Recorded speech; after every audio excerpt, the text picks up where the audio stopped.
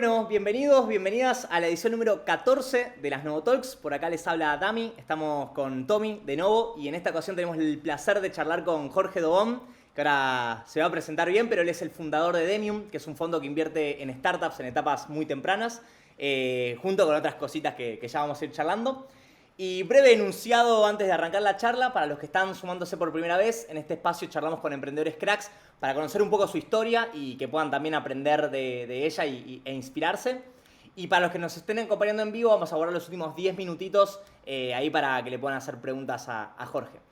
Así que bueno, y para los que no quieran perderse ahí las próximas charlas, eventos que vamos a ir haciendo, los invito ahí a seguirnos a nuestro Instagram, que es @novolabs.school.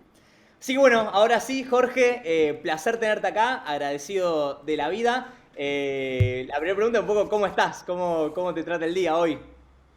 Todo muy bien, muchas gracias, Damián, Tommy, ¿cómo estáis? Estoy en España, por tanto, son las 10 de la noche, así que intenso el día, pero también venía todo el día pensando que esto llegaría ahora, así que con muchas ganas de poder charlar y conversar y compartir, que hace tiempo que no ¿La grabamos. niña ya dormida o todavía está La ahí niña con la madre? dormida desde hace 2 horas. No he llegado casi ni a verla hoy, porque venía hablando por teléfono cuando he llegado, estaban dándose el bañito y tal, y no he podido ni acostarla. Se lo conté antes a Damián, antes de empezar, que esto de conciliar, aunque la verdad es que tengo suerte que la niña ahora mismo duerme muy bien porque ha cumplido un año hace unas semanas y hay unos meses durmiendo, pero es complejo porque muchas veces a las 8 de la mañana cuando se despierta hay muchos días que yo ya he salido hacia el curro y a las 8 de la tarde cuando se acuesta, yo hay veces que todavía no he llegado a casa. Entonces hay días que no llego a verla.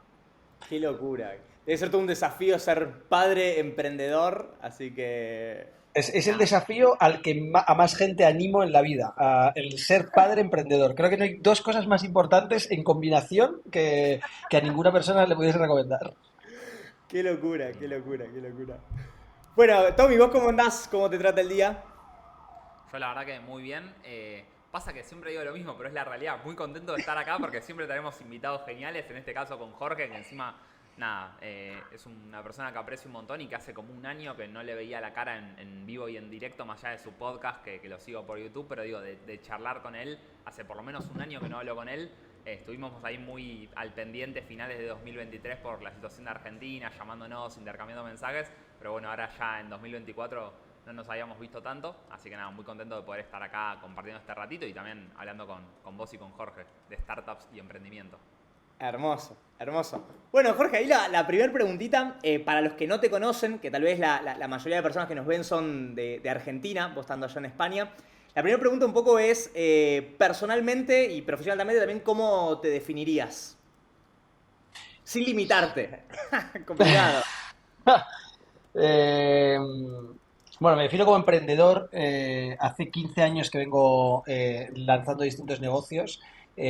Circunstancias de la vida, el negocio al que más me he dedicado, que ha sido los últimos 12 años, ha sido a invertir en startups. Por tanto, soy inversor como una subtipología del tipo de emprendimiento que he decidido arrancar, pero siempre con muchas ganas de echarme al ruedo para montar cosas nuevas. De hecho, así por eso contaba también Tommy, que desde el año pasado arranqué un podcast y me puse a crear contenido también, pues bueno, con idea de difundir el pensamiento crítico. Es un podcast que se llama Cambiando de Opinión. Por tanto, bueno, tengo el gorro de emprendedor con todas las cosas que arranco, de inversor con Demium VC, que es el fondo de capital riesgo que dirijo, y de creador de contenido con el tema de Cambiando de Opinión.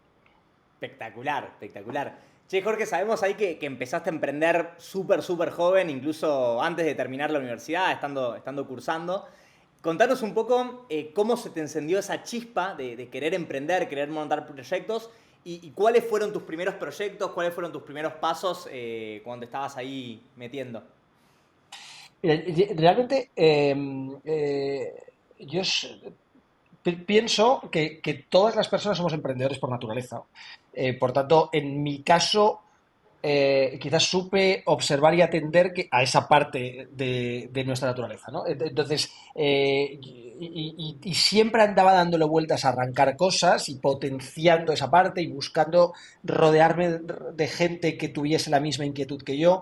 Entonces, ya pues 15, 16, 17, 18 años, iba arrancando pequeños proyectos que no eran empresas como tal pues me acuerdo que un verano estuvimos 2 meses y medio, pues un amigo y yo, montando un pequeño negocio de lavar coches a todos los vecinos del condominio, de la urbanización donde veraneábamos, y con eso hicimos un negocio que nos pagamos todo el verano y un montón de cosas, y siempre andábamos financiando cosas, buscando cosas, hacer dinero, pero bueno, no eran empresas como tal, ¿no? Entonces, yo empiezo a trabajar a los 18 y a los 20 años, cuando estaba en la universidad, mientras termino de trabajar por cuenta ajena, y a los 20 es cuando monto mi primera empresa. Y entonces, la primera empresa que arranco no era un negocio tecnológico, pero sí que fue un negocio que me enseñó muchísimo. Fue mi máster de emprendimiento, se llama Placeres Ibéricos, y era un negocio con el que me arruiné. O sea, empecé, por contar el final de la historia, yo arranco con mis dos mejores amigos la empresa, era un negocio para distribuir productos ibéricos, vino, queso, aceite, o sea, lo que sea, productos gourmet españoles.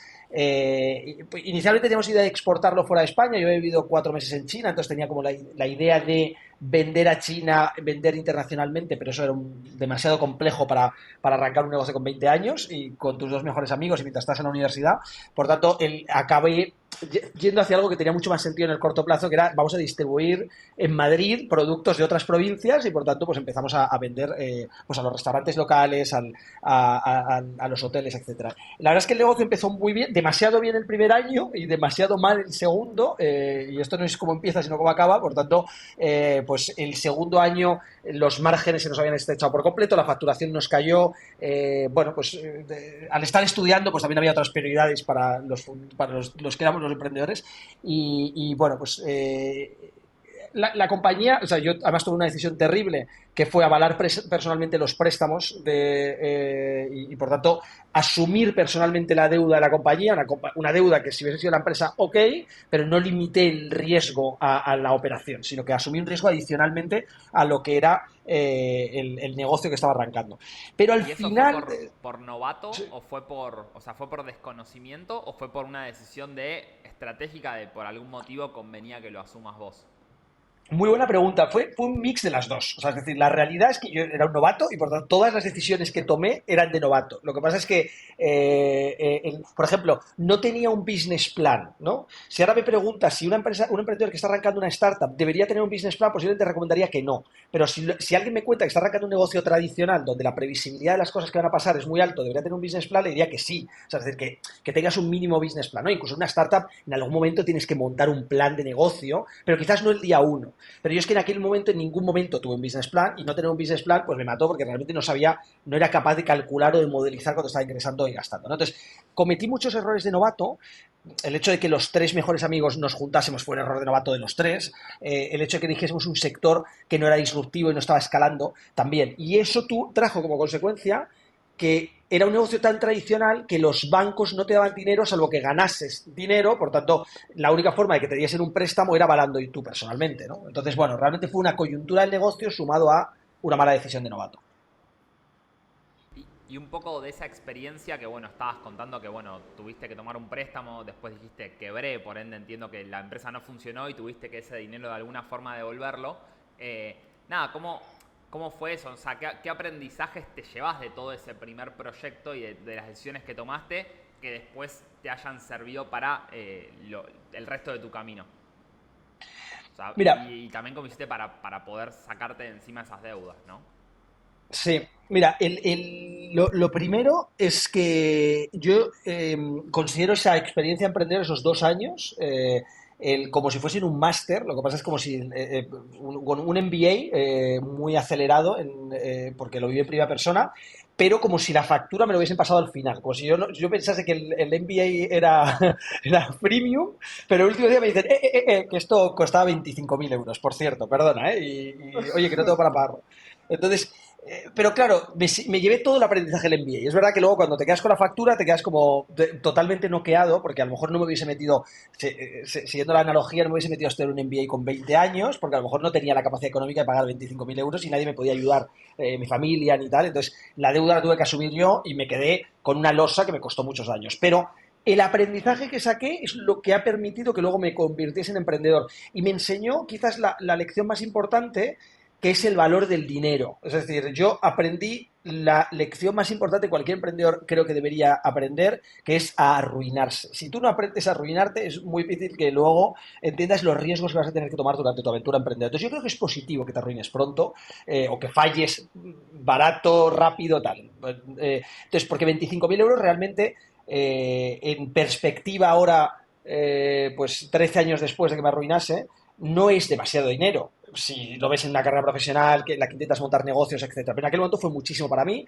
De hecho, la anécdota siempre es que yo tardé varios años en contárselo a mi padre, que me había arruinado. O sea, yo no le quería contar que tenía deudas personales porque me sentía totalmente fracasado, ¿no? Entonces, ¿pero qué aprendizajes? Por ejemplo, más allá de esto que os estoy contando, ¿no? De la importancia de aprender, de fracasar, de arrancar un negocio que sea lo suficientemente disruptivo, de intentar entender dónde están las dinámicas de los mercados, ¿no? Es decir, si tú te metes en un mercado totalmente consolidado, donde los márgenes son muy estrechos, donde ya la diferenciación viene porque tengas una economía a escala muy grande, por tanto el que más vende más margen tiene, pero si tú vendes muy poquito tienes un margen muy pequeño, que era lo que me pasaba en mi negocio. Realmente, ahora viéndolo con mucha perspectiva y habiendo aprendido años después, tienes que ir hacia negocios que los márgenes sean muy grandes, ¿no? La tecnología te permite márgenes muy grandes, por tanto, allá donde esté la disrupción tecnológica, se van a generar márgenes muy grandes, independientemente de que aún no tengas escala suficiente, porque quizás seas tú el que más escala tenga en un negocio, en un sector nuevo que se está generando, ¿no? Entonces, aprendí mucho de modelos de negocio, aprendí mucho de sectores, de dónde me debería meter, dónde no, y de cómo buscar financiación alternativa a los canales, como en este caso la financiación bancaria, que te exigía de tener que avalar personalmente ese tipo de créditos. Esos son algunos de los aprendizajes que me dio, por ejemplo. Totalmente, totalmente. Jorge, y ahí, en el momento que decidís cerrar, que te quedas con toda esta deuda, ¿cómo fue que agarraste fuerzas para volver a emprender? Y si ese próximo emprendimiento fue Demium como tal, y un poco, si fue Demium, un poco cómo fue la idea y cómo fueron esos primeros pasos también. Y explicar también cómo fue Demium en un comienzo que nada que ver tal vez a lo que es hoy, ¿no? Sí. Una aventura previa, que para mí fue el germen intelectual o motivacional para arrancar luego Demium, que fueron 10 meses que estuve en una compañía que se llama Sonar Ventures, que era un venture builder que se estaba armando en Madrid, estaba arrancando justo en ese momento. Yo me sumé como uno de los primeros emprendedores para arrancar un proyecto dentro del venture builder y acabé, a las pocas semanas de sumarme, yo estaba arrancando un proyecto, me invitaron a ser socio y sumarme lo que es a la estructura del Venture Builder desde el punto en el que pude empezar a tener visibilidad y ayudar a bastantes emprendedores. Fue una suerte, una serendipia de estas de la vida, en la que de repente sucede algo que no te esperas. Yo todavía no había cerrado Placeres Ibéricos, estaba de hecho pensando si lo cerraba, si no, estaba como intentando motivarme.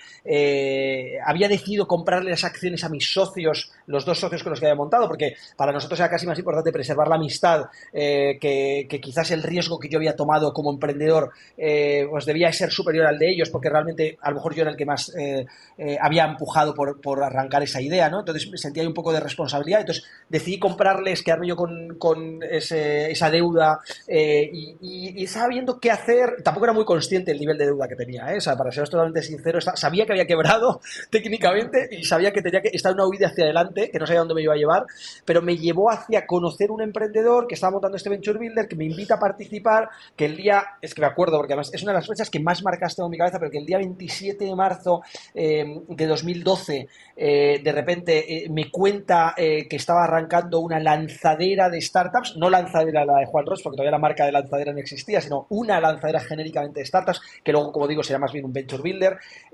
Me pregunta si sé lo que es una... El término startup tal vez ni se conocía tanto, no estaba tan difundido.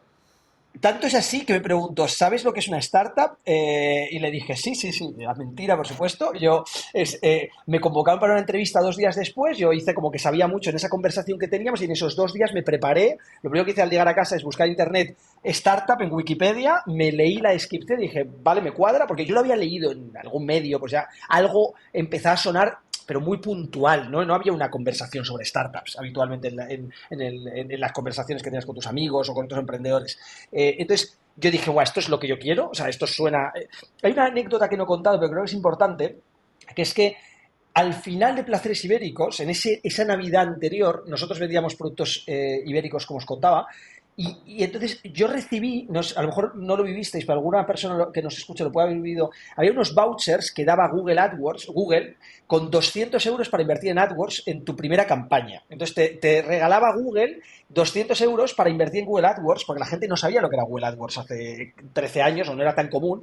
Entonces tú cogías esos 200 euros y los podías invertir. Si estabas montando un comercio online, los invertías. Nosotros cogimos ese bono, me acuerdo que lo invertimos concienzudamente en vender cestas de Navidad en nuestra página de Placeres Ibéricos y vendimos más de los 200 euros que invertimos. Entonces, nos generó una pequeña rentabilidad y de repente dijimos, wow, o sea, vender a hoteles nos deja, y a restaurantes nos deja un margen chiquito, chiquito, vender a por internet nos deja un margen más alto, se vende más rápido y podías mirar las métricas de cuánta gente te había visitado la web, cuántos te habían comprado.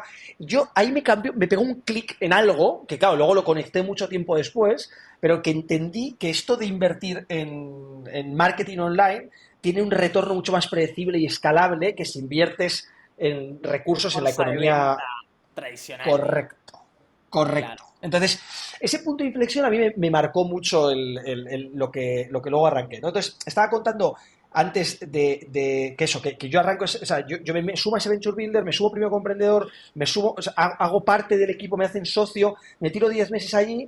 Un Venture Builder, para el que no lo conoce, es como un tipo de incubadora que arranca proyectos desde cero y que típicamente toma una participación mayoritaria porque es el que pone la idea, el que pone los primeros recursos, el que pone el que contrata al equipo para esto, a veces incluso le pone un salario al equipo para arrancarlo. En aquel momento, a mí, claro, como no conocía la diferencia entre lo que sería una incubadora con porcentaje minoritario y un venture builder con porcentaje mayoritario, me sumé allí y ni lo pensé. Pero cuando llevaba bastantes meses, empezó a venir a mi cabeza la idea esta de ostras, es que el porcentaje mayoritario lo debería tener el emprendedor. Y es algo que yo estuve pensando durante meses y en un momento dado lo hablé con el CEO, que era el socio mayoritario, y le intenté convencer de cambiar el modelo y, bueno, no conseguí convencerle. O sea, es decir, me dijo, no, el modelo es este, el modelo está bien montado, es así, ya lo he pensado yo mucho tiempo y bueno, pues no me convenció. Yo quizás con un poco de soberbia, incluso te podría decir ahora, 12 años después, en la Navidad del 2012 empiezo a darle vueltas a salirme de allí y montarlo por mi cuenta.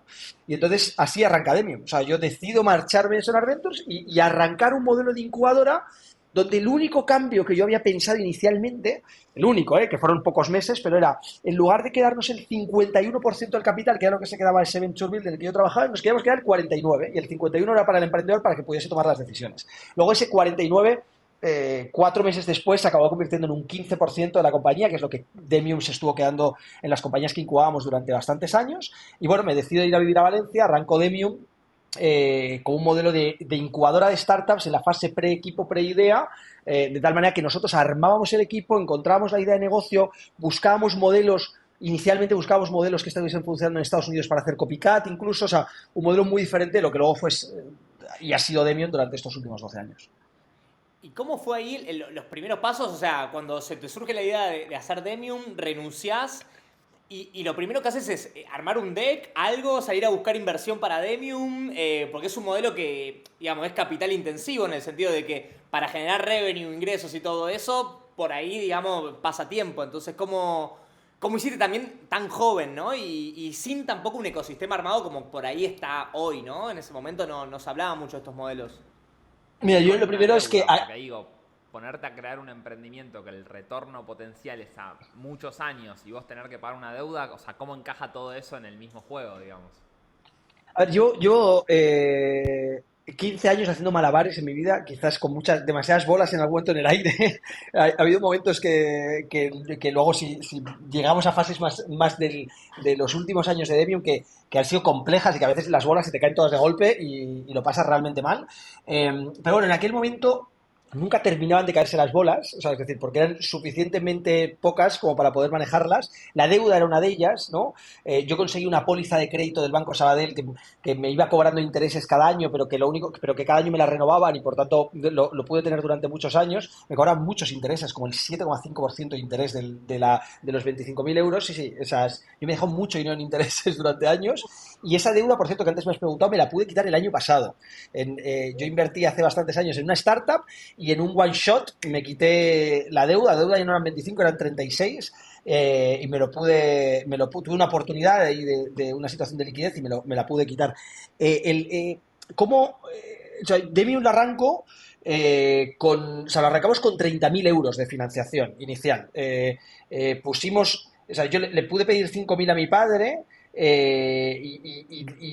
y 5.000 euros que puse, digamos, de lo que porque al darme un préstamo pude coger un poco más de lo que necesitaba para poder arrancar un nuevo negocio, y 20.000 euros que nos puso un Business Angel con el que arrancamos la compañía, un Business Angel de Valencia. Yo me estaba mudando a Valencia, empecé a hablar con varios Business Angels, me hice un listado de bastante gente que yo conocía, que me podía poner el dinero para arrancar, literalmente, en un cuaderno, que además lo sigo teniendo por ahí, un día os lo enseño si lo tenéis, y es el primer cuaderno que empecé de Demium. Desde entonces siempre tengo un cuaderno, que quizás es una de las cosas que más me caracteriza, que es que siempre voy con un cuaderno y tomo notas a papel y boli, nunca las tomo digitales.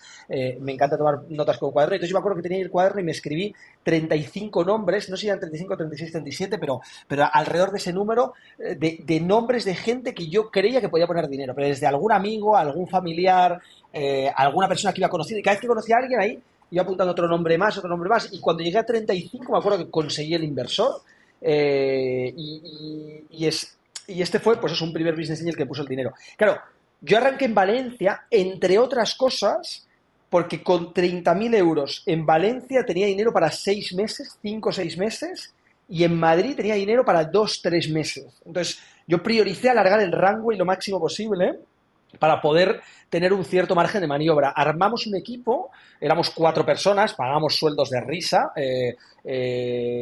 pero bueno, teníamos lo suficiente como para tener una persona técnica que nos ayudaba a montar. Claro, acordaos que esto arrancó casi como un venture builder en los primeros meses, fueron pocos meses, pero nosotros dábamos soporte técnico al equipo emprendedor porque buscábamos un primer emprendedor al que le poníamos un equipo de desarrollo, ¿sabes? Una persona de desarrollo que programaba para él y le ayudaba a montar el MVP.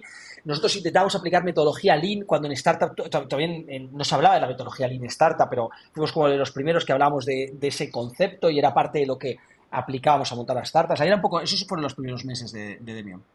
Locura, locura. Jorge, y ahí para hacer fast forward en el tiempo, porque fue un viaje de muchos años, muchas cosas pasaron, contanos un poco algunos hitos que alcanzaron con este modelo más de incubadora de startups a lo largo del tiempo, digamos. Mira, resumiéndolo mucho, 2013 arrancamos Demium en Valencia, que es la primera incubadora, que es como empiezo. Estuvimos 4 años refinando el modelo, montando los primeros proyectos, hasta que en 2017 montamos Demium en Madrid y en Barcelona. O sea, arrancamos dos incubadoras más. El modelo, la verdad es que funcionó en Valencia bastante bien, montamos los primeros 2 años, ¿no? Pero realmente incluso pasa una cosa que es un negocio tan largo plazo que me acabé dando cuenta de que yo esperaba que los primeros exits llegasen a los 4 o 5 años. La realidad es que compañías que nosotros hemos montado en el 2013, por ejemplo, tenemos una compañía que funcionó muy bien que se llama Singularu, que es una marca de joyas que la arrancamos o sea, es decir, lo que es el evento en el que captamos a los emprendedores fue en septiembre de 2013, es decir, y lanzamos la compañía en el 2014.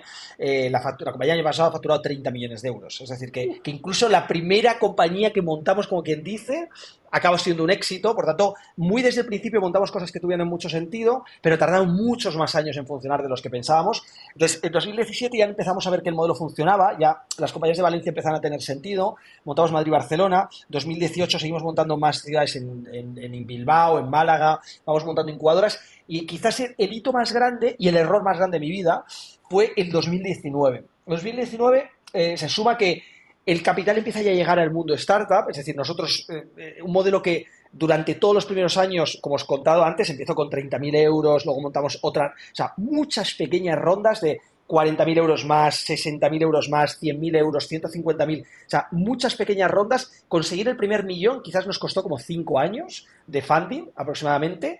En total, en estos 12 años, Demium ha levantado más de 50 millones de euros entre aproximadamente 18 millones de euros de equity y 35 millones de euros de un fondo que hemos levantado, por resumir mucho. Es decir, primero levantamos equity para una sociedad limitada, que es con la que gestionamos las incubadoras, íbamos invirtiendo en los proyectos, y ya hace 4 años montamos un fondo de 35 millones de euros, por dar un poco perspectiva de cómo ha ido creciendo todo, ¿no? Como digo, 5 años para levantar 1 millón, los siguientes millones en los siguientes años y quizás en los últimos 4 años, pues cuando ya levantamos pues 35 millones, que fueron la mayor parte, y que empezamos a invertir a través de un fondo. Decía que 2019 fue el año, quizás el punto de inflexión, y es el año que más aprendí, que más riesgo tomamos y también que, bueno, que nos trajo algunas cosas que nos metió bastante dificultades, que es que decidimos internacionalizar porque el modelo funcionaba muy bien en España, nuestros competidores europeos estaban levantando fondos como locos y arrancando en ciudades top tier, o sea, tier one, no, perdón, en Europa, pues ellos estaban lanzando en Berlín, en Londres, en París, con el mismo modelo que nosotros de Talent Investing, y nosotros decidimos montar en las ciudades secundarias de Europa, o terciarias incluso, es decir, en el tier 3, en las ciudades más contrarian, pero donde veíamos que había mucho talento y muy poco capital. Nosotros empezamos a montar en Minsk, en Bielorrusia, en Kiev, en Ucrania, en Lisboa, en Portugal, en Atenas, en Grecia, montamos también en Polonia, en Hungría, en República Checa. Es decir, empezamos a montar y de golpe en 2019, de no haber montado ningún país fuera de España, o sea, ninguna ciudad fuera de España, montamos de golpe 6 países. Y eso, la verdad es que nos metió una cantidad de dificultades al negocio que tardamos prácticamente todos los siguientes años en digerir, porque culturalmente cada uno de los países que os he contado es diferente Hasta y lenguas España es diferentes, o sea. lenguas diferentes, monedas diferentes, en Cultura, algunos o sea, casos formas de incluso. tratarse, formas de trabajar, todo, o sea, una locura. Y eso con un crecimiento del equipo brutal, con un número de inversiones que estábamos haciendo por año que creció exponencialmente en los siguientes años. Veníamos a lo mejor de invertir 5, 10, 15 compañías y de repente, 2 años después, estamos invirtiendo en 75 compañías al año. Entonces, realmente era muy difícil mantener la calidad de las inversiones. Eso empezó a quemar mucho dinero, o sea, es decir, realmente financiar la estructura. Repetimos que los ciclos, o sea, nosotros no ingresamos nada de dinero. O sea, nosotros durante los primeros 8 años de Emio ingresamos literalmente 0 euros. Puntualmente, y a partir de los 8 años empezamos a hacer alguna desinversión de las primeras compañías que invertimos, que eran los primeros inflows que nos fueron entrando en Demio. Entonces, realmente 0 ingresos, una estructura de costes que no paraba de crecer. Llegamos a tener en el pico 88 personas en la estructura, en 14 ciudades, en 8 países diferentes. Por tanto, realmente ahí se sumaron, pues, como digo, muchas decisiones muy juntas, que si a eso le sumáis que en el primer trimestre de 2020 entra una pandemia donde de golpe hay que virtualizar todos los programas, el capital se seca de golpe durante varios meses, para luego reacelerarse muy fuerte, pero inicialmente una contracción fortísima porque la gente no sabía qué es lo que estaba pasando, y prácticamente en esos momentos casi quebramos. Durante 1 año y medio estábamos cada mes en el filo de la navaja. Tuvimos que despedir primero pues como 30 personas, 35 personas de las 88 que os contaba en el 2020. Por tanto, ya hicimos una primera contracción.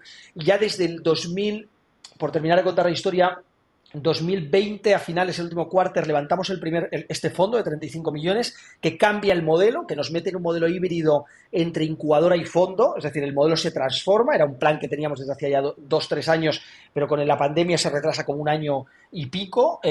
Por tanto, también eso es tensión de caja adicional. Por mucho que levantásemos un fondo, lo levantamos, como digo, muy tarde, por tanto llevamos con una tensión de caja muy heredada. Y empezamos con un modelo híbrido porque ya los emprendedores nos demandaban no únicamente incubación, sino que necesitábamos empezar a meter dinero en las compañías. Pero si ya nos meten un negocio regulado, con una gestora de fondos regulada por la CNMV, y que realmente, bueno, pues es un modelo muy diferente del que habíamos empezado haciendo. Te estaba preguntando esto de, nada, empezaste con la incubadora, abriste un fondo para la incubadora y después en algún punto empezaste a darte cuenta que la incubadora como tal no estaba dándote los resultados o no estaba yendo hacia donde vos querías que vaya, y empezaste ese pivot hacia lo que ahora es Demium, que es un fondo propiamente dicho, ¿no? Y un poco cómo fue ese camino de dejar el proceso de incubación, cuáles fueron los motivos que te empezaron a despertar esta duda de hacia dónde tenía que ir Demium como como entidad y bueno, cómo fueron también esas etapas en las que te volcaste de lleno a la inversión, como es ahora. Y ahora después vamos a hablar de Demium actual, pero quiero conocer un poco la transición. Sí, sí, son varias cosas, además las has preguntado todas y se encadenan. Realmente hay varios puntos de inflexión. O sea, el primero es cuando en 2018, arrancando ya distintas ciudades en España y preparando un plan de internacionalización, nos damos cuenta de que los emprendedores ya no solo piden incubación, sino que tenemos que empezar a meter capital en las compañías. Por tanto, meter capital desde una sociedad limitada es algo que no se puede, que digamos digamos que no lo puedes hacer a escala porque es un negocio regulado que tienes que hacer teniendo una licencia que te da la Comisión Nacional del Mercado de Valores en España. El negocio financiero no tiene nada que ver con el negocio de prestación de servicios. Incubar es prestar servicios, invertir es un negocio de gestionar dinero de terceros, ¿no? Entonces, realmente en ese momento nos damos cuenta que necesitamos una licencia, empezamos a tramitar, intentamos entender el entorno regulado. Es un proceso que dura 2 años y medio aproximadamente hasta que finalmente tenemos la licencia de la gestora y el primer fondo operativo. Levantar capital a través de un fondo es más sencillo que levantarlo para una sociedad limitada, para participar en compañías, pero también te pones a jugar en la liga de los mayores y ya el dinero se levanta por millones, incluso en algunos casos por decenas de millones, y por tanto, bueno, es otro juego diferente. La calidad de los emprendedores nos dábamos cuenta que donde no mete, o sea, es decir, ahí a partir de ahí empieza una carrera muy competitiva porque los mejores emprendedores que al principio están más cautivos y que realmente hay pocas opciones y tú puedes llegar a ellos proactivamente, en un momento determinado la competencia es muy fuerte. Hay un boom de aceleradoras, hay un boom de fondos en fase presemilla, por tanto tú estás compitiendo contra otras aceleradoras que empiezan a meter capital y estás empezando a competir contra inversores internacionales que desde otros países meten dinero en compañías españolas. Es decir, no era tan raro que de repente una startup española se fuese a Y Combinator. En un momento dado, eso es algo que empieza a suceder, ¿no? Entonces tú dices, ostras, que la competencia ya no la tengo solo localmente en mi ciudad, como pasaba en los primeros años, ni en mi país, ni es que la tengo en el otro lado del charco y viene desde Estados Unidos directamente, ¿no? Entonces, ahí hay un momento en el que desde el 2019 hasta 2023, que es cuando terminamos de cambiar el modelo definitivamente, sucede que progresivamente fuimos mejorando las condiciones. Al primero solo incubábamos y nos quedamos un 15%, luego pasamos a quedarnos un 15% metiendo una parte de capital, una parte o sea, una parte de recursos, una parte de dinero.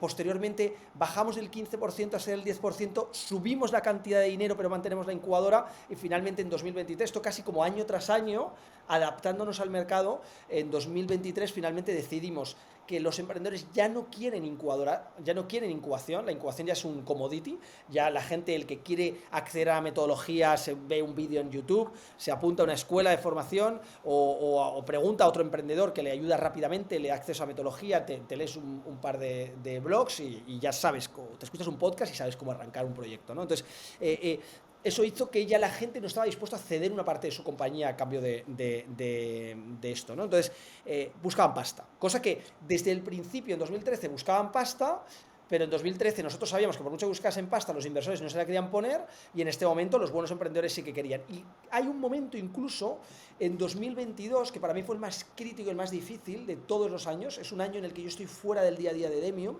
Yo dejo de ser el CEO en 2020, vuelvo a ser el CEO en verano 2020, vuelvo a ser el CEO en 2023. Esas malas decisiones que yo había tomado en 2019 con toda la situación del COVID hace que hubiese muchas tensiones en el consejo de Demium, y en julio de 2020 paso a no ser el CEO, entra un nuevo CEO, profesionalizamos la gestión, hacemos esa reestructuración que os estaba contando antes y yo me focalizo mucho más en levantar capital, en intentar estar más cerca de los emprendedores a partir de ese momento, pero progresivamente en 2021 también me doy cuenta de que convivir en la misma empresa que tú has fundado con un equipo directivo distinto del que tú elegirías, y que quizás toma decisiones diferentes de las que tú tomarías, se hace muy complicado para un fundador. Entonces me quedo como chairman, pero dejo de ser chairman ejecutivo para decir, bueno, presido el consejo, dejo que actúe el equipo para ver si realmente, oye, el plan que ellos están montando es el correcto, pero realmente yo dejo el día a día progresivamente durante 2021, me quedo más en un rol pues, en el que sigo ayudando y sigo participando, pero no activamente en el liderazgo del día a día. Entonces 2022 para mí fue un año muy duro porque yo desde el Consejo de Administración, bueno, pues vislumbraba un cambio de ciclo importante en el mundo de las startups, los tipos de interés se fueron muy para arriba, realmente se empieza a retraerse un poco, se contrae mucho la inversión en startups, las valoraciones caen significativamente, muchas compañías que empiezan a recortar drásticamente y digamos que yo veo que el modelo hay que pivotarlo por completo, que ya las incubadoras, o sea, ese número capilar de incubadoras que teníamos en muchas ciudades no funciona. Y que la calidad que estamos invirtiendo en compañías no funciona. Es decir, no estamos invirtiendo en la calidad suficientemente buena. Y claro, desde el consejo intentas influir en el día a día, pero realmente, bueno, pues el equipo directivo tiene un plan y están cumpliendo su plan. Yo creía que había que pivotar más rápido en ese plan, pero no compartimos la visión, ¿no? Entonces, bueno, hay bastante tensión en todo este año, en el día a día. Tensión que es complejo de digerir cuando aparte tienes un fondo de inversión.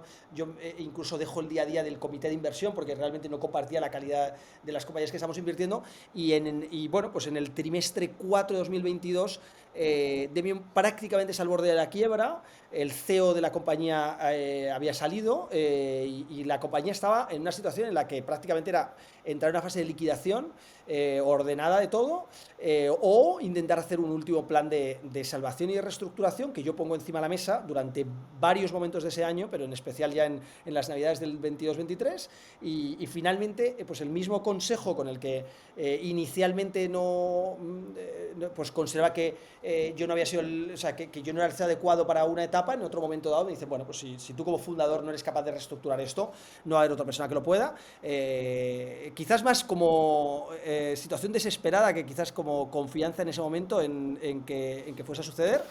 Y yo en enero del 23 vuelvo a entrar como CEO y yo lo que pido es, digamos, carta blanca para tomar decisiones muy drásticas, porque tenía, digamos, venía con muy poco tiempo para tomarlas. Literalmente teníamos una estructura todavía que costaba 300.000 euros al mes. No estábamos ingresando dinero y había 27.000 euros en cuenta el día 10 de enero y no teníamos para pagar sueldos a final de mes. Por lo tanto, hubo que tomar decisiones muy drásticas en muy poco tiempo. Fue un trimestre de nuevo de los que todo pasa muy rápido, aprendes mucho, es dura la situación. Yo además personalmente salí de una depresión porque el 2022 fue muy duro para mí y personalmente me deprimí y estaba en una situación emocionalmente crítica, pero también tener la capacidad de actuar es lo que más rápidamente le saca a un emprendedor de la depresión, es tomar las riendas, actuar, ejecutar. Y bueno, pues el 2023 fue un año en el que cerramos todas las incubadoras en el primer trimestre. Despedí personalmente a todo el mundo, tanto en la primera reestructuración que se hizo en el 2020, que salían 30 personas, como en la segunda del 2023, en las que de las 55 personas que estaban en el equipo, prácticamente salieron 50, entre 48 y 49, es decir, en apenas 3 meses. Cerramos las incubadoras, todas, en todas las ciudades que nos quedaban, en todos los países. Y nos tuvimos que recuperar también la confianza con los inversores, porque nosotros teníamos inversores en la holding, ¿no?, que habían ido invirtiendo a través de las incubadoras y que eran los propietarios de la gestora de fondos e inversores en el fondo. Entonces, bueno, pues realmente todo ese año 2023 fue un año de hilar muy fino, con un equipo muy contenido, bueno, y un cambio de modelo, con una apuesta que decidimos hacer hacia seguir invirtiendo desde la fase talento, pero sin incubación. Y por tanto ponerle un primer ticket a emprendedores que veíamos que tenían mucho talento, que a veces era en solitario, a veces era junto con otros fondos, a veces lo hacíamos en fase talent pura, pre-seed, incluso hemos hecho algunas inversiones en fase semilla, pero donde variabilizábamos mucho tanto el ticket que poníamos como el porcentaje que nos quedamos dentro de la compañía. Y ya no nos fijábamos a este es el porcentaje como teníamos antes y esta es la cantidad de dinero. Dale, Tommy. Te iba a preguntar un poco sobre eso ahora, ¿viste? Como, nada, en esta transformación de Demium de incubadora a fondo al 100%, ¿cuál es la propuesta de valor actual de Demium Capital y cómo se diferencian, digamos, de otros fondos que también se especializan como ustedes en invertir en etapas muy tempranas? Mira, te lo respondo en una.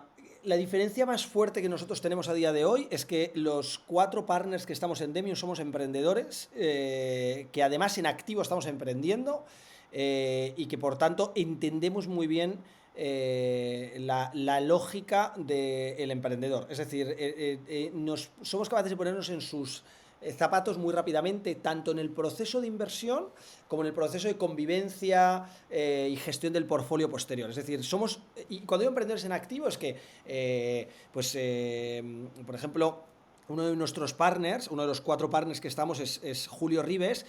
Julio es un emprendedor que yo conozco cuando él arranca una compañía en una de nuestras incubadoras en Barcelona, una compañía que se llamaba Sweepcar, junto con otros 2 socios, y que 4 años después, 3 años y medio, 4 después de que terminase el programa de incubación, 3 años y medio después de lanzar, la vendemos por 30 millones de euros, una compañía que apenas había levantado en equity como 650.000 euros y un poquito de deuda también, y que lo que era un comparador de opciones de renting de coches online, que en menos de 3 años y medio pasó de cero a vender, a estar transaccionando 600 coches mensuales que se vendían a través de la plataforma, a las financieras, un modelo que estuvo súper bien ejecutado, de 0 a 93 personas en el equipo, en rentabilidad, y que nos compró un grupo británico.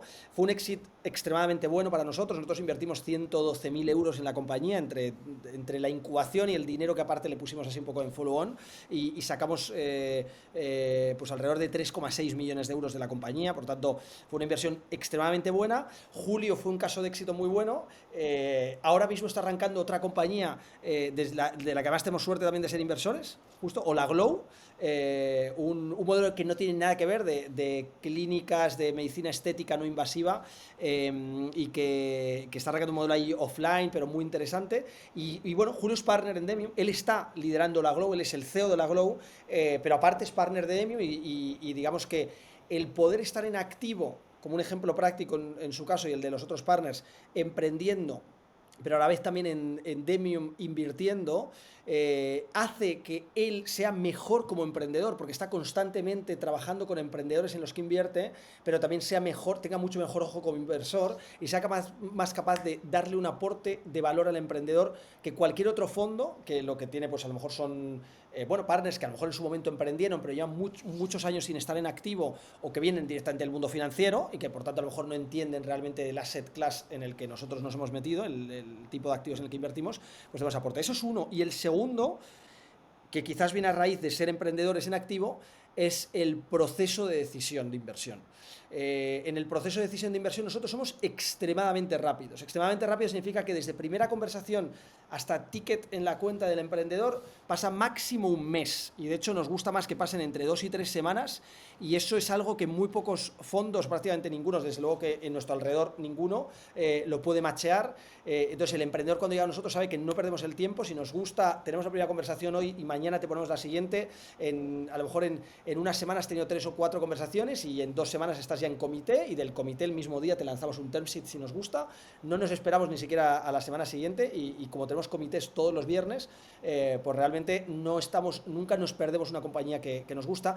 Y esto lo podemos hacer como propuesta de valor estamos hablando mucho de propuesta de valor para el emprendedor, pero en un fondo tienes que tener una propuesta de valor muy fuerte para el inversor, que es la forma en la que le hagas ganar mucho dinero. Y aparte que creemos que esto es muy winner, porque encuentras a los mejores emprendedores, eres el más rápido, y no te pierdes los deals, es que el fondo, nuestro primer fondo ha invertido en 150 compañías, que parte de esas venían de las incubadoras y parte es con el modelo nuevo, pero el segundo fondo que estamos a punto de lanzar y que invertirá en el desde 2025, es un fondo que va a invertir también en al menos 100 compañías, ¿no? Entonces esa diversificación, que tampoco tiene ningún otro fondo, pues nos permite tomar decisiones muy rápidas. Locura, Jorge. Tengo millones de preguntas para hacerte, pero yendo un poco, que hay mucha gente también que está por ahí empezando proyectos y quiere tal vez levantar su primer capital. Preguntarte a vos, Jorge, que ya tenés una experiencia súper grande en esto, ¿qué es lo que mirás de un emprendedor? ¿Mirás más el equipo, el mercado, la idea, el timing? ¿Dónde pones el ojo en ese primer estadio? Mira, lo más importante sin duda es el equipo, y concretamente el líder del equipo. Es decir, esa sería como la respuesta más rápida. Nosotros focalizamos prácticamente la inmensa mayoría del proceso de decisión en la persona que nos viene a contar el proyecto. Pues en ocasiones hay 2 cofundadores que vienen, pero incluso en la mayor parte de los casos pues hablamos directamente con el fundador principal. El timing es muy importante y el mercado es muy importante, están correlacionados. La tracción, por ejemplo, para nosotros no es lo más relevante porque en ocasiones las compañías no tienen tracción. Por supuesto que si es capaz de poner en escena una buena tracción en poco tiempo, es parte de la forma en la que somos capaces de conocer a ese emprendedor y cómo es capaz de ejecutar. Pero lo vemos más como forma de evaluar el talento de la persona que como lo que determina que nosotros entremos o no. Nos cuesta lo mismo entrar a una compañía que ha facturado 0 euros que una que lleva ya facturados 100.000 euros al mes. Pero ahí quiero hacer un aporte a la pregunta, que digo, no es lo mismo una empresa que está hace 2 años intentando lanzarse y tiene 0 clientes que una empresa que quizás se te ocurrió hace 3 meses y tenés 0 clientes. O sea, ¿te da igual lo mismo a alguien que por ahí viene hace 2 años y no logró una venta? Mira, si lleva 2 años, voy a ponerte, o sea, obviamente son 2 casos diferentes y en las 2 podríamos invertir, ¿no? Si llevas 2 años y tienes 3 clientes, pero realmente te tiraste 1 año y 10 meses con un modelo que no era el correcto, buscando hasta que encontraste la oportunidad adecuada y en solo 2 meses has conseguido 3 clientes y ya tienes Product Market Fit y 3 clientes y tienes claro el modelo de ejecución y es capaz de transmitirlo y es capaz de entender los errores que has cometido y lo proyectas adecuadamente, ese emprendedor me puede gustar más que uno que lleva 3 meses, que ha conseguido 3 clientes, pero que está vendiendo a toda costa y que realmente a lo mejor no tiene una visión totalmente clara, no ha entendido realmente que tiene que montar algo escalable. Entonces, es que depende tanto que es muy case by case y además somos totalmente agnósticos en los sectores en los que nos dirigimos, por lo tanto estamos acostumbrados a ver cosas muy diferentes. De hecho, en una misma reunión, a veces nosotros tenemos todos los viernes toda la mañana dedicada, a veces son 3 horas y a veces son 6 o 7 horas que hemos estado viendo compañías y es muy divertido porque te estás viendo una compañía en sector Space Tech, el siguiente es una de hardware, la siguiente es una de software B2B, la siguiente es un B2C, Direct to Consumer, que tiene un montón de tracción, otra que lleva solo 2 semanas, en otra de repente te cuenta un emprendedor que todavía no ha dejado su trabajo, pero es que está a punto de lanzarse y nosotros somos capaces de ponerle el dinero para que se lance la semana que viene. O sea, es extremadamente variado. El año pasado vimos 600 compañías, que no todas llegaron a comité, lógicamente. Estamos hablando de 600 compañías que analizamos, es decir, que luego, lógicamente, recibimos mucho más proyectos que no llegamos ni a analizar porque no entran dentro de lo que estamos buscando, pero es que estamos acostumbrados a ver muchas empresas. Y el año pasado realizamos 14 inversiones, para que entendáis un poco la proporción de... ¿Y cuál es el mejor momento para levantar inversión, si tuvieras que definirlo en uno? O sea, ¿qué condiciones se tienen que dar para que vos consideres que es ¿en qué contexto empresarial o del negocio vos sentís que es un buen momento? ¿O tu favorito? Es una muy buena pregunta. Y hay una frase que dice Caviedes, que es uno de los inversores veteranos en startups. Ahora ya no está tanto invirtiendo en startups, pero lógicamente hay muchos que hemos aprendido de que lleva más de 2 décadas invirtiendo en el sector. Caviedes siempre dice: a mí me gusta invertir en el emprendedor que no necesita mi dinero, ¿no? Entonces yo creo que esa es un buen starting point, que es, bueno. Dicho esto, a nosotros no nos asustan las compañías que sean capital intensive, es decir, que necesiten mucho capital. Nos encantan las compañías que son bootstrap y que crecen muy rápido sin necesitar dinero externo y se tiran mucho tiempo hasta que luego levantan capital. Nos encantan las compañías que tienen que levantar mucho capital porque es la necesidad de un mercado muy hot en el que hay oportunidad, pero sí que nos gusta que levanten el dinero que el negocio necesita levantar y no dinero extra al que necesita levantar. Es decir, levantar por levantar no es el punto. Entonces, realmente, yo creo que depende de la dinámica de cada modelo. Claro, nosotros no podemos participar en una empresa, dado que ya no somos una incubadora, somos un fondo puro y duro, si esa compañía no levanta dinero, ¿no? Hay veces que hay emprendedores que no necesitan dinero. Mira, hay una compañía en la que hemos invertido recientemente que decía: oye, no necesito dinero, no, está generando caja, el negocio va muy bien, ya tenía capital porque había levantado una ronda previa a nosotros. Ya no siempre somos los primeros en entrar, ¿eh? Nos encanta ser los primeros, pero a veces no lo vemos los primeros y aún así entramos. Pero dijo: oye, queremos teneros dentro. Eso nos ha pasado en unas cuantas ocasiones, y esas pues son compañías que quizás nos gustan incluso más, ¿no? Que van a elegir el inversor adecuado, con mucha opcionalidad, fundadores que ya han vendido su empresa anteriormente, también nos gusta mucho, o fundadores que han fracasado anteriormente. También estamos invirtiendo en emprendedores que es su primera compañía, aunque es verdad que el mercado está un poco más complicado y somos más exigentes con el que no tiene el culo pelado, que decimos acá, ¿no? Y bueno, estamos ahí viendo de todo tipo. O sea, buscan ciertos pergaminos, no es que podés levantarte un día con una idea, escribirla en una servilleta y postular a Demium y tenés chances. Hay algún camino que recorrer, mínimamente, aunque sea de equivocarte previamente a levantar inversión. Hay casos muy diferentes, pero habitualmente sí. Yo creo que hay una parte del periodo que lo tienes que vivir solo. Sin embargo, te voy a hacer un ejemplo. A mí me gusta hacer ejemplos contrarios a los planteamientos, porque creo que esto es muy case by case. Entonces, siendo que lo que tú dices seguramente se cumpla en la mayoría de los casos, que preferimos ver que haya recorrido un cierto proceso de analizar muy bien el problema, de tener ciertos fracasos, etc. Hay un caso, es el caso, por ejemplo, antes hablaba de una compañía de Space Tech que se llama Orbital Paradigm, que la lidera un emprendedor que se llama Francesco Cacciatore, un italiano, extremadamente talentoso, un tío que no había emprendido antes realmente, aunque había intentado intraemprender y llevaba un tiempo dándole vueltas a esta idea de negocio que está arrancando. Un tema de lanzar satélites y un modelo que sea complejo de explicar ahora mismo y que aparte ni siquiera tengo la capacidad técnica de explicarlo en detalle y me daría vergüenza, pero lo que sé es que él lleva más de 15 años de experiencia en el sector aeroespacial, trabajando en 2 de las compañías líderes en España, sabe cómo lanzar un satélite, entiende todo el proceso, ha hecho el project management entero, ha sido head de una división entera, pues como digo, 15 años de experiencia, y en su caso tenía un periodo de salida de la compañía en la que estaba trabajando de 3 meses, ¿no? Entonces, realmente él nos contó el negocio y nos dijo, oye, mira, yo estoy buscando capital, no me voy a lanzar hasta que no tenga dinero, por mi situación salarial, tenía una opcionalidad que era diferente, pero me quiero lanzar realmente, y él iba a tomar un riesgo, porque lógicamente el salario que estaba cobrando a lo que iba a cobrar de supervivencia cuando se lanzase era pues una parte muy ínfima, ¿no? Pero nosotros le pusimos 300.000 euros en la compañía antes de que se lanzase, o cuando acababa de dar el notice period, y de hecho parte se lo transferimos antes para que pudiese ya empezar a contratar y arrancar.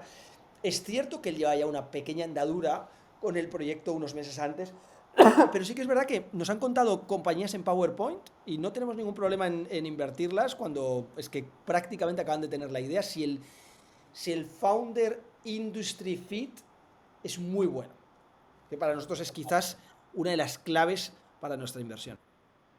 Tremendo, Jorge. Y antes de abrirle ahí algunas preguntitas del público, en base ahí, Jorge, a tu experiencia hablando con, no sé, miles de emprendedores en todo tu recorrido, ¿qué errores ves más frecuente, digamos, que cometen emprendedores primerizos y cómo crees que se pueden evitar, ¿no? Errores que ves de los más evitables. Yo creo que me has dicho aprendizajes y errores, ¿no? Si te he entendido bien. Sí, errores más frecuentes que ves y cómo crees que se pueden evitar. Mira, las compañías mueren principalmente por 2 razones. La primera es porque se quedan sin caja y la segunda es porque se pelean los fundadores. Yo, por más compañías que he visto, es verdad que es una reducción absurdo, pero creo que sirve para entender.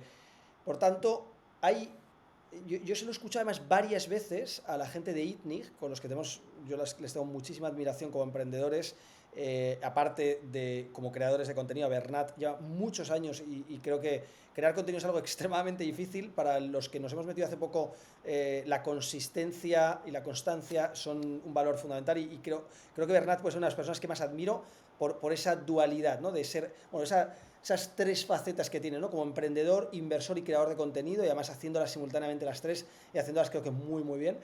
Y Bernat le sigue sorprendiendo, le sorprende mucho, se lo he escuchado en bastantes entrevistas, cuando los fundadores se equivocan eligiendo a su cofundador, y cuando de repente contaba una anécdota él hace no mucho, que era como de repente cuando llegaron al notario para hacer una inversión desde ITNIC con el fondo, eran 3 cuando lo habían empezado a analizar y el día que llegaron al notario eran 2. Y dice, ¿pero qué ha pasado? No, es que uno de los 3 se ha marchado, ¿no? Entonces, claro, es lo mejor que te puede pasar como inversor, que pase eso. Yo cuando pasa eso siempre les digo, claro, ellos vienen asustados a los emprendedores y yo les digo, no, si cuantos menos seáis, mejor. O sea, para mí cada vez voy hacia menos founders, más probabilidades de éxito de la compañía. Eso es una opinión personal muy subjetiva, pero que en base a mi experiencia me dice esto, quiero decir, 1 o 2 y a veces 3, pero que yo he llegado a ver equipos fundadores de 4, 5, 6 personas que a veces es muy complejo de gestionar y que acaban fracasando, ¿no? Aumenta la probabilidad de que haya conflictos entre ellos, problemas de liderazgo, etcétera, ¿no?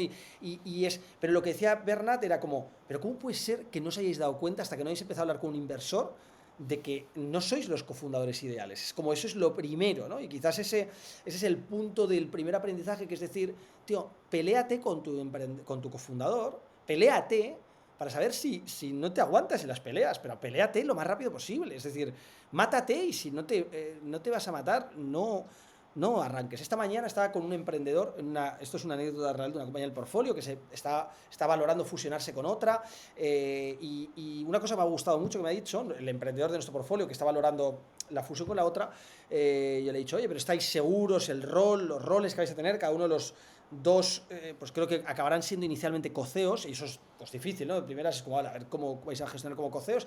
Me ha dicho, mira, no te preocupes, y me ha dado una respuesta que me ha convencido bastante, al menos en el momento como me la ha dicho, que me ha dicho, llevamos 4 meses trabajando juntos previo a la fusión y nos peleamos lo que nos tenemos que pelear. Hay días que en un día nos hemos mandado 3 veces a la mierda y somos capaces de, durante el día... Eso para mí es fundamental. O sea, si no eres capaz de mandarte a la mierda con tu cofundador, no cofundes una empresa con esa persona. O sea, cero, ¿no? Entonces, quizás ese es el más importante. Y luego, sobre el tema de la caja, las compañías mueren por falta de caja y ahí mi consejo encarecido es que extiendas el runway lo máximo, tener opcionalidad, quemar mucho menos de lo que te piensas que es poco, es la mejor decisión que puedes tomar. Manejar una compañía con... en una fase, vamos a hablar primero de la fase presemilla, ¿no? En una fase presemilla, porque idealmente si das una fase de growth, pues que tu compañía tenga lo más cercano a 3-4 años de caja sería lo ideal, porque tienes toda la opcionalidad del mundo para hacer muchas cosas, para expandirte a muchos mercados, para comprar compañías, para decidir si tienes que pivotar el negocio, para cambiar la estrategia, para todo lo que tenga que pasar o para que te venga un año malísimo, un año y medio malísimo, cosas que yo no hacía en Demium, como os contaba antes, que vivía con el agua al cuello durante un montón de tiempo. Y en una fase inicial, lógicamente no puedes aspirar a tener 2-3 años, porque si no significa que no estás invirtiendo nada, porque si has levantado 150 o 200.000 euros y lo divides entre 36 meses, pues es como que estás quemando algo insignificante. Pero no puedes vivir con 3 meses de caja cuando acabas de arrancar o 6 meses de caja si no tienes tiempo suficiente para desarrollar la validación de tu modelo de negocio, el encaje del problema y la solución que estás enfocando en el mercado. Entonces, alarga tu runway, si has levantado algo capital, el máximo, y vive con la caja suficiente, que a veces tiene que ser el dinero que tú tengas cuando te lances a emprender, que tengas margen suficiente para saber que vas a tener el tiempo suficiente. Y si no, a veces puede merecer más la pena alargar 3 meses más trabajando por cuenta ajena antes de lanzarte a emprender para tener ese colchón extra que te dé unos meses de caja adicionales, ¿no? Espectacular, espectacular. Jorge, yendo un poco a algunas preguntas del público, hay una que se repite mucho, que es, por un lado, cómo aplicar a Demium para los emprendedores que tienen proyectos, y por otro lado lo que se repitió es si ustedes invierten en compañías que estén en otros países. Mira, voy a atajar esa pregunta rápido porque la realidad es que ahora mismo nosotros tuvimos que replegar mucho el foco y la tesis del fondo 2 es limitada a España y Portugal. Entonces, nosotros ahora mismo estamos buscando emprendedores y compañías para invertir en España y Portugal.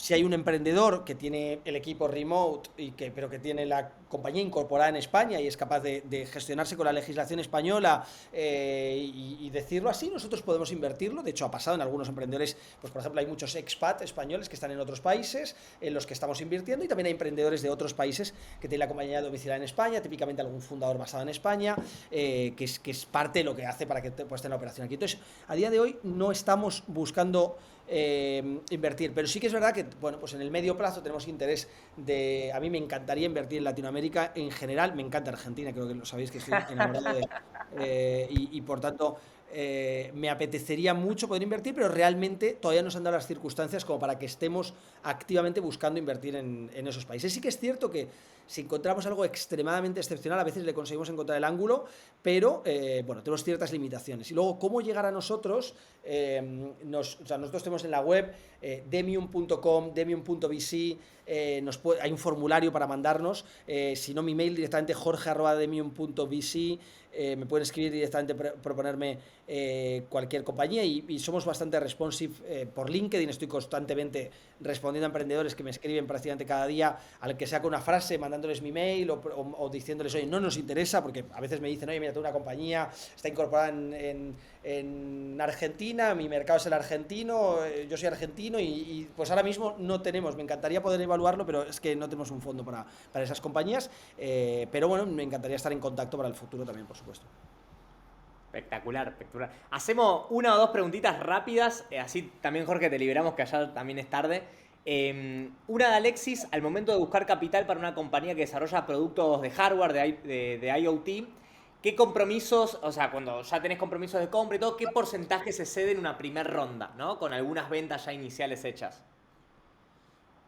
Mira, yo creo que no sé si hay una diferencia entre una compañía IoT, hardware o, digamos, más intensiva en capital o que tenga que financiar algo de CAPEX, ¿no? Que sería esa categoría que me podría estar diciendo, respecto a cualquier otra compañía, incluso de software. Es decir, una primera, o sea, al final hay una norma, o sea, una norma no escrita que típicamente una ronda completa podría ser alrededor de un 20% de dilución. Puedes ya optimizarlo cuando el mercado está muy eh, bullish, ¿no? Y realmente hay mucho interés, mucho capital disponible, es un sector muy hot que a lo mejor puedes bajarlo al 10-15% de dilución, pero es más atípico, es más raro que una primera ronda sea de 250.000 euros a una valoración post-money de 2,5 millones, pero hay veces que determinados emprendedores lo pueden conseguir y es quizás más típico que tú a lo mejor levantes pues medio millón de euros o medio millón de dólares, o lo que la moneda la que sea en cada uno, pues quizás a cambio de un 20%, quizás en rondas un poquito más avanzadas, pues en 22, 25, hay rondas growth, que no es lo que me está preguntando Alexis, pero que en las que te puedes diluir un 30%, pero las normas para cada ronda suelen oscilar en eso. Entonces, sí que es cierto que en la medida en la que te lo puedas permitir, yo sí que recomiendo intentar hacer una ronda algo más grande, porque si levantas 200, el inversor probablemente va a esperar que te diluyas el mismo 15-20% que si levantas 500 o que si levantas 1 millón. Entonces, los emprendedores más experimentados, montando segundas compañías, tienden a intentar ver de qué manera logran levantar, pues eso, 700 a 1 millón de dólares para poder diluirse ese 20% y no tener que levantar solamente 200, 300, si te lo puedes permitir, repito, pero luego están las fórmulas de créditos convertibles que a lo mejor te permiten que empieces a meter algo de capital, donde si el propio convertible le puedes poner únicamente un cap y un descuento y ese cap lo puedes ir subiendo, ¿no? Como si fuese un safe, ¿no? Una especie de crédito, o sea, de dinero anticipado de una futura ronda, pero con un descuento y una valoración máxima, que es este cap que estaba comentando. Entonces, realmente tú a lo mejor puedes levantar un primer tramo con un cap a una determinada valoración, un siguiente tramo a una valoración un poco más alta y así progresivamente ir escalando un poco la valoración, porque una vez tienes el primer dinero, ya tienes más opcionalidad y por tanto vales algo más que antes de recibir la primera transferencia. Entonces, ahí tienes un cierto margen para jugar un poco con la valoración de la compañía y optimizar un poquito la dilución. Espectacular, espectacular. Jorge, hacemos la última. José pregunta que estuvo por Demium en un pasado, ahora tiene una nueva startup de marketplace, un marketplace de travel, tiene el MVP lanzado con la oferta validada y necesitan inversión para todo lo que es marketing, desarrollo. Y lo que dice es que con la ronda él iría full time, digamos, como SEO, pero el CTO por temas personales recién podría ir full time dentro de un año. Entonces pregunta si es viable levantar una ronda así, ¿no? O sea, él estando full time y un CTO part-time que tal vez le puede dedicar unas 40 horas por semana, pero que bueno, nada. Y que también acepta un 20% de equity por el handicap, dice José. ¿Cómo lo ves vos? Estás muteado, ¿eh? Estás muteado, Perdona. Aquí hay varios handicaps y yo soy partidario Mira, hay un primer consejo que le doy a todo emprendedor, es en la medida en la que pueda, que se convierta en inversor. Aunque sea haciendo tickets muy pequeñitos, digo muy pequeñitos, a veces incluso a través de una plataforma de crowdfunding, donde puedas meter a lo mejor $1000 por compañía, o incluso hay plataformas que te dejan meter cientos de dólares por compañía. Si no, si puedes invertir en empresas de emprendedores amigos que te dejen meter un ticket muy pequeñito, a lo mejor sindicarte junto con otros inversores en algún pequeño vehículo de inversión, o montar tickets en conjunto con otros emprendedores. A veces, si inviertes en un amigo, puedes firmar un contrato privado para que no te tenga que tener en la cap table ahí metiendo $1000, $2000, ¿no? Y le puedes mandar el dinero a él directamente, firmas un contrato privado con él y tienes partes de sus acciones. O sea, hay muchas fórmulas para hacerlo, digo, porque lo primero que piensa un emprendedor es, no tengo dinero, no hay una opción, necesitas mucho capital. Si eres emprendedor, te puedes buscar la vida. Invertir te hace entender la lógica del inversor. Y hay muchas cosas que aprendes cuando entiendes su lógica y te pones en sus zapatos. Entonces, al final aquí yo a José lo primero que le diría es que intente empatizar y ponerse en el lugar del inversor. ¿Qué le gustaría a él como inversor? Claro, si no has hecho ninguna inversión, a lo mejor tienes desviado un poco el radar todavía. Cuando ya has hecho 4 o 5, te das cuenta que desarrollas una lógica que es muy aplicable a lo que luego tú te vas a encontrar, ¿no? Entonces, si yo aplico la lógica de ponerme en el lugar del inversor, cuantos más ingredientes de riesgo vea, cuanto menos skin in the game perciba, cuanto menos riesgo esté dispuesto a tomar el emprendedor, más difícil es que yo tome la decisión. Si tú como emprendedor estás esperando a tener un salario para lanzarte y por tanto no te lanzas antes de levantar la ronda, es que a lo mejor no te crees lo suficiente la compañía, ¿no? Puede haber otras circunstancias personales, familiares, lo entiendo, pero realmente ahí yo lo que preguntaría, yo como inversor, es ¿por qué no te lanzas antes? Y tú dices, no, porque hasta que no te da la ronda no me puedo lanzar. Y no te crees lo suficiente que vas a levantar la ronda, porque si tú sabes que la vas a levantar en 3 meses y tienes colchón para 3 meses y confías en ti mismo y en el negocio lo suficiente, te lanzas a la piscina, aunque todavía no tengas el dinero levantado, porque sabes que lo vas a conseguir. Y eso se convierte en una profecía autocumplida y es lo que aumenta las posibilidades de que acabes levantando el dinero, porque tu propio convencimiento es una especie de casi locura que el inversor lo percibe y se convierte, si es un full, ¿no? O sea, es decir, los friend, family and full, si tus friend and families no pueden invertir y tienes que ir a por los full, se convierte en ese loco primero que dice, mira, tío, yo te invierto, ¿no? Entonces, hay esa parte, ¿no? Claro, si tu CTO no puede estar, es un segundo ingrediente, si no va a estar en un año entero. Entonces la pregunta es, no está en un año, pero ¿qué va a hacer? ¿Va a trabajar 40 horas? Es un 10x developer, que dicen, es decir, es un tío que es extremadamente bueno, porque si es extremadamente bueno pero no se lanza, pues quizás es un tema de dinero, o sea, si se le paga un poco más de dinero lo podría hacer.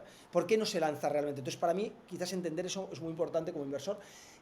Y si no se lanza, ¿va a trabajar igualmente 40 horas por cuenta ajena y 40 horas en la compañía? Porque si realmente le va a meter 80 horas, oye, no es lo idóneo. Tú como inversor prefieres que esté metiéndole 80 horas a la empresa porque se ha encontrado la oportunidad brutal, pues queremos que te lances. Pero, entonces, ¿es factible? Sí, yo he visto emprendedores que lo pueden hacer, pero cuantos más ingredientes sumes, peor, ¿no? Y aquí me dices, el modelo de negocio, marketplace, travel, ¿vale? Yo cuento lo que esos taglines me generan a mí. Todo modelo se puede financiar y travel es un sector extremadamente comoditizado ya. Es decir, y los marketplace tuvieron su época y no son los negocios más sexys a día de hoy. Hay muchos marketplaces que funcionan, pero a día de hoy pues hay muchos más inversores buscando SaaS y AI, y cada vez más AI y menos SaaS, porque va viendo las olas. Y marketplace hubo unos años, ahí en 2013 a 2018, que eran el trendo a más, ¿no? Entonces, realmente si sumas muchos ingredientes, claro, me dice, está validado el negocio, realmente, ¿cuánto es la validación? ¿Cuál es la atracción? Etcétera. Por supuesto que si estás dispuesto a dar un 20, pues te puedes tener más posibilidades. Pero también hay que entender que si tú puedes optimizar cuanto menos te diluyas, ¿no? Porque a veces por dar un 20 ahora te puedes estar restando posibilidades para la siguiente, porque yo mismo he dicho que un 20 es lo estándar, pero a lo mejor eres de los que está dispuesto a dar un 20 a cambio de 200.000 para a toda costa levantar dinero y ya a lo mejor estás levantando dinero insuficiente y tal. Entonces hay que tomar la decisión de una manera muy inteligente y ahí sí que te diría que hay varios red flags que aunque se pueda hay que analizarlos detenidamente. Espectacular. Bueno, Jorge, nada, agradecerte de nuevo por tu tiempo, toda tu sabiduría. Me quedaría charlando horas y horas, pero bueno, ya es tarde allá, así que nada, te vamos a liberar. Preguntita rápida, ¿cuándo te venís para Argentina? ¿Cuándo te esperamos con un asado? Pues mira, me apetece muchísimo. O sea, he sido papá este año, por tanto, o sea, el año pasado, perdón, en el 24, por tanto, se me ha complicado un poco porque yo tenía idea de ir en el 24, me ha sido totalmente imposible.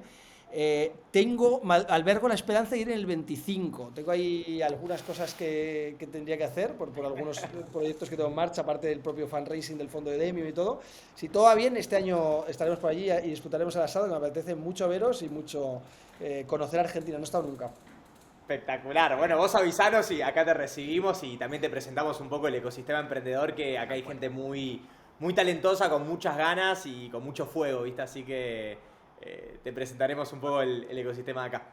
Brutal. Bueno, Jorge, mil gracias de nuevo por tu tiempo. Tommy, No, la pregunta final no sé si le ibas a hacer o no. Sí. mandale, mandale. Ah, ok. No, porque tenía miedo que cortemos y justo Jorge encima es una persona que conoce todo el ecosistema, por lo menos español seguro. Nosotros siempre a los invitados los invitamos, vale la redundancia, a que nominen, o por lo menos no que nominen, nominar no, pero recomendarnos a alguien que creas, ahora que conoces el formato, que creas que puede venir a este espacio y aportar un montón a quien está buscando emprender o que acaba de empezar a emprender, y que este tipo de conversaciones con gente que ya transitó el camino le puedan servir. Mira, os recomendaría, a mí me parece que para vuestra labor, que creo además es lo que hace Novo Labs es fundamental, os llevo siguiendo desde hace muchos años y me encanta colaborar con vosotros, os diría que buscaseis emprendedores que estén arrancando compañías en fases muy iniciales todavía, que quizás incluso no hayan llegado a escalar el negocio, que a lo mejor no sean el emprendedor de éxito, que pueda parecer muy lejano al emprendedor, sino que hayan ya empezado a escalar, que hayan vivido etapas muy difíciles. Me vienen un par de casos de emprendedores del portfolio de Demium, porque yo barro un poco para casa y gente a la que admiro mucho. Una persona que nos presentó, y Tommy, por la que nos conocemos, que es Aldebarán.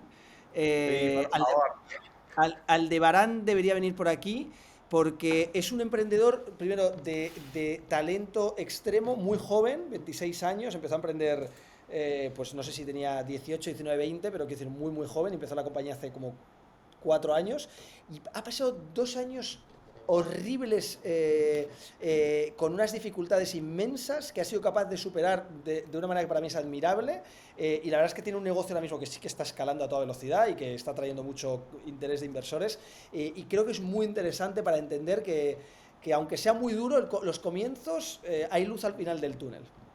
Espectacular. No se me Espectacular. ocurre una mejor historia de inicio que la de Alde, de verdad. Así que lo invitaremos. Pues feliz de conectarme a escucharla y ahí me avisaréis, así que yo estaré aquí escuchándole, que me encanta conocer escuchar su historia. Dale, Jorge. Bien. Bueno, abrazo grande, gracias de nuevo y que tenga buenas noches por allá. Muchas gracias, un abrazo muy grande, gracias de veros, gracias Dale, y chao, saludos chao. para la comunidad. Chao, chao.